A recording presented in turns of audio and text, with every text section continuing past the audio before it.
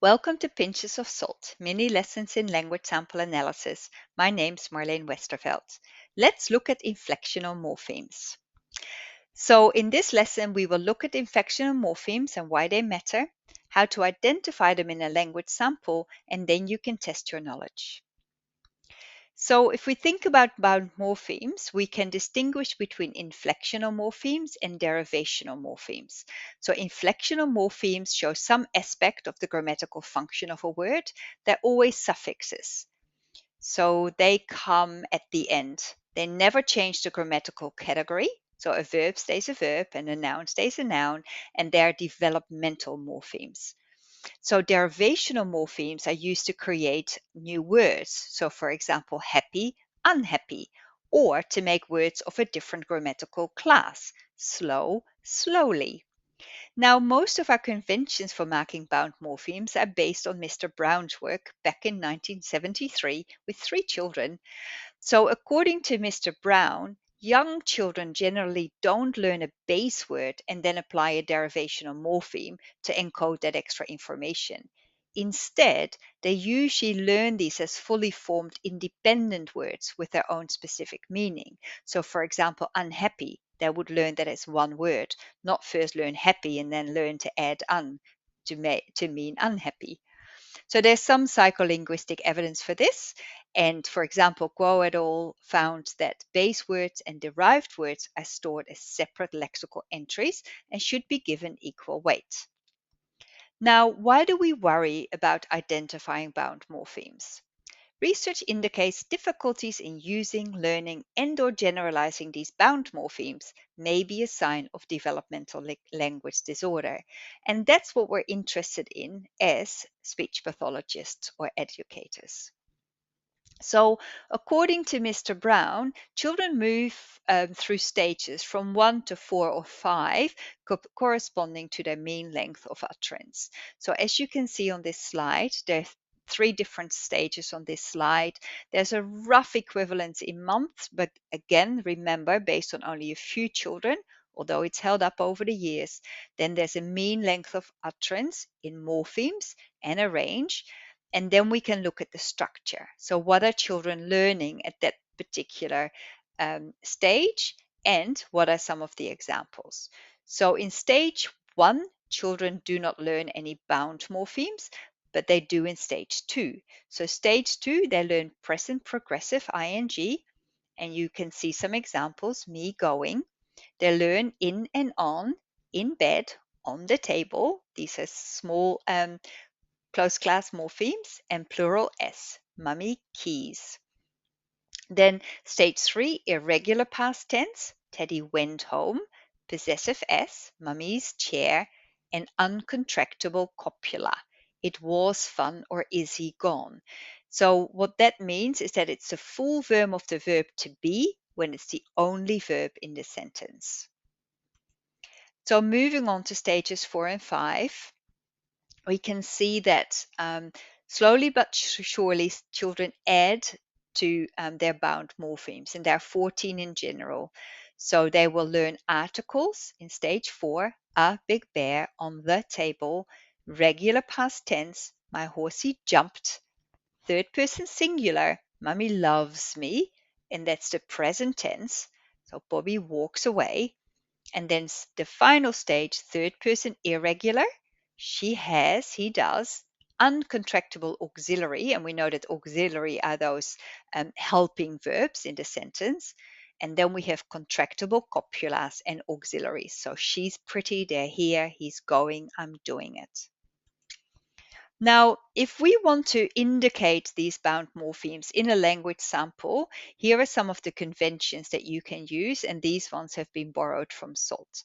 So for example, in SALT, what we do is plural S is with a slash and an S, so I like eggs. But you don't count irregular forms or when the sound changes. So look at the leaves, we leave that as is, and I love geese, we leave that as is. Possessive S is a Z, daddy's shoes, plural S for shoes. Don't count possessive pronouns like his shoes. Third person singular is /3S. He likes daddy's possessive shoes, plural. Combining plural and possessive is also possible by adding two slashes, an S and a Z. So, for example, the baby's toy, two babies, they owned a toy, versus the baby's toy, one baby owned a toy. Regular past tense ed, I liked him, he bored me. But we don't count adjectives, of course, as regular past tense. He was bored, he was scared. Present or past progressive ing, I am swimming. Are you going? In salt, we keep the root word before the slash. So just swim, not double M. But we don't count finite verb forms like he loves swimming or painting is fun. So what about contractions? So some of these are under sort of the Bound morphemes, like the contracted copulars or auxiliaries. There are quite a few other contractions that we do have to indicate when we're thinking about calculating mean length of utterance in morphemes. So some of these are the negative contractions. So I can't do that. He doesn't know me. We don't count it as a contraction if it's irregular or the sound of the root changes. Now, don't do that.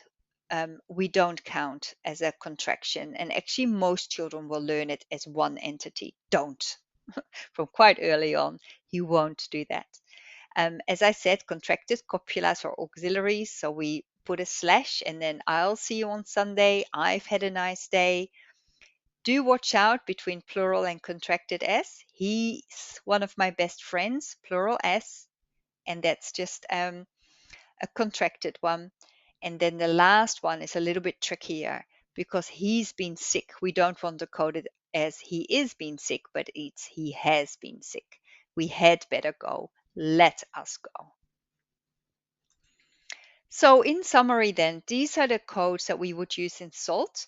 Now Clan automatically identifies many of these morphemes and it would identify slightly more of them, but it's not a big difference. So let's test your knowledge. Just read through them and write down if it's A, B, or C, and I'll show you the answers on the next slide. He likes me. I walked the dog. I'd love to go swimming. We tied the dogs to the tree, and he's my best friend's brother. You may want to pause if you don't want to see the answers, because here they are. Oh, let's go back. And hopefully they make sense. So what if the child omits the bound morphemes and it's in an obligatory context, so the child should have used it? Now you can use SALT conventions to indicate these omissions with an asterisk. So if the child said he, my best friend, and omitted the contracted copula, then we put a little asterisk with the omitted bound morpheme. He's one of my best friends, omitted the plural S. He's going home, omitted the present progressive ing. And why is this important? Because we use this information when calculating percent grammatical utterances, a measure that shows good diagnostic accuracy. And I will no doubt create a mini lesson on how to calculate percent grammatical utterances in a later mini lesson. So for more information, you can get a copy of the slides on my website. All of these pinches of salt will be posted on YouTube. And to get updates about new training, subscribe to my Instagram. Thanks for listening.